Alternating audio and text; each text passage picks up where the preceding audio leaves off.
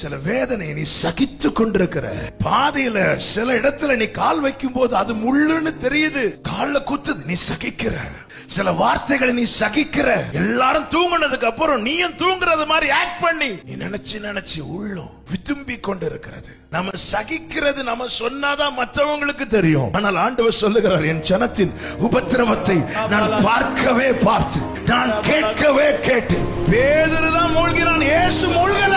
நீ எந்த வீட்டுல இருந்து பதறி கொண்டிருக்கிறாயோ அதே வீட்டுல தான் அவர் சும்மா இருக்கிறார். நீ எந்த அறையில இருந்து தத்தளித்து கொண்டிருக்கிறியோ, எந்த பெட்ல இருந்து கதறிட்டு இருக்கிறியோ அதே பெட்ல உட்கார்ந்து இருக்கிறார். கப்பலின் பின்னணி நித்திரை செய்திடும் ஓடுண்டு கவலையே எக்காலத்தும் நம்பிடுவோ திக்கற்ற